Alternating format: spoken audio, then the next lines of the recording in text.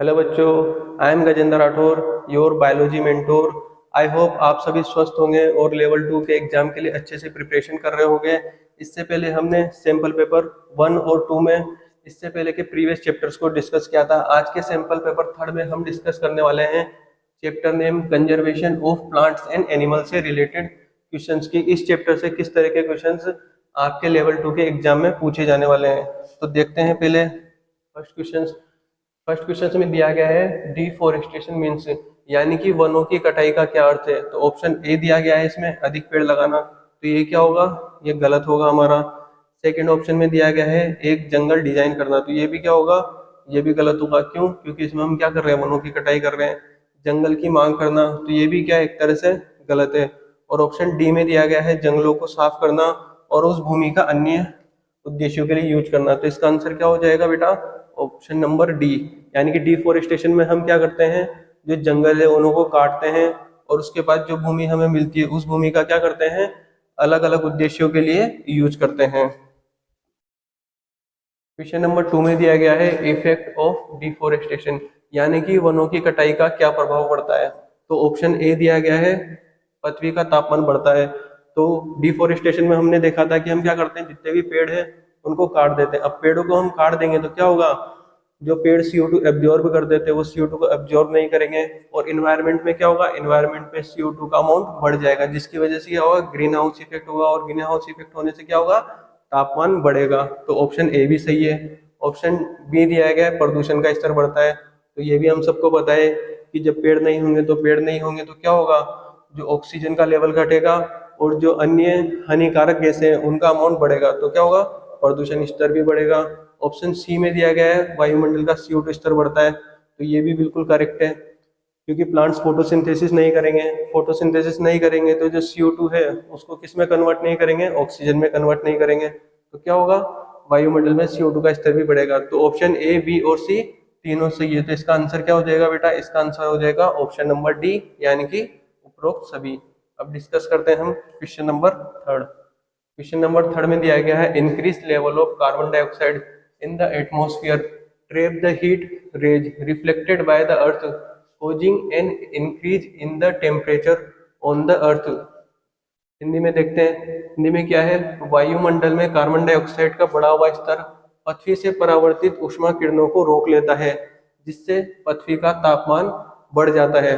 तो इसे क्या कहते हैं, तो इसे बेटा क्या कहते हैं, हम ग्लोबल वार्मिंग कहते हैं। तो ग्लोबल वार्मिंग में क्या होता है, जो हमारा एटमॉस्फेयर है, एटमॉस्फेयर में क्या होता है, CO2 का स्तर बढ़ जाता है और CO2 का स्तर बढ़ने से क्या होता है, CO2 का स्तर बढ़ने से जो टेम्परेचर है वो इंक्रीज हो जाता है, और इसे ही क्या कहते हैं, इसे ग्लोबल वार्मिंग कहते हैं। तो इसका आंसर क्या हो जाएगा बेटा, इसका आंसर हो जाएगा option number C. Next question में दिया गया है part of the earth which support life where living being exist called, यानी कि पृथ्वी का भाग वहां पर जीवन देखने को मिलता है या फिर जीवन को सहारा मिलता है, उसे क्या कहते हैं, तो उसे बेटा हम क्या कहते हैं, जीव मंडल कहते हैं, यानी कि बायोस्फीयर कहते हैं। तो इसका आंसर क्या हो जाएगा बेटा, इसका आंसर हो जाएगा ऑप्शन नंबर बी, यानी कि जीवमंडल। नेक्स्ट दिया गया है which of the following is killed for its horn, निम्नलिखित में से कौन सा ऐसा जानवर है जिसे सिंग के लिए मार दिया जाता है। तो ऑप्शन ए दिया गया है एलिफेंट, तो एलिफेंट के तो सिंग होते ही नहीं है। ऑप्शन बी दिया गया है ब्लैक राइनो, जिसमें क्या देखने को मिलते हैं, जिसमें हमको सिंग देखने को मिलते हैं। ऑप्शन सी है पीकॉक और ऑप्शन डी है टाइगर। तो इसका आंसर क्या हो जाएगा बेटा, इसका आंसर हो जाएगा ऑप्शन बी ब्लैक राइनो, जिसके सिंग के लिए क्या करते हैं बेटा, इसको किल कर दे देते हैं।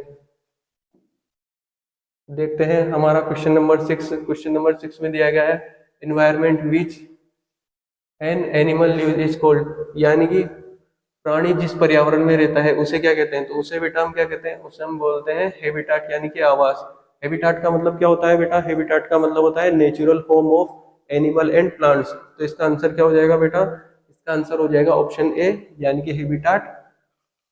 अब देखते हैं हम हमारा लास्ट क्वेश्चन में क्या दिया गया है, growing of plants in an area where forest exist earlier but has been removed is known as, यानी कि ऐसा क्षेत्र जहां पर पहले जंगल था लेकिन उसे बाद में हटा दिया गया और वहां पर पौधों को उगाना क्या कहलाता है। तो ऑप्शन ए दिया गया है डिफोरेस्टेशन, तो ये तो क्या होगा, गलत होगा। डिफोरेस्टेशन में क्या करते हैं हम, जो वन है उनकी कटाई करते हैं।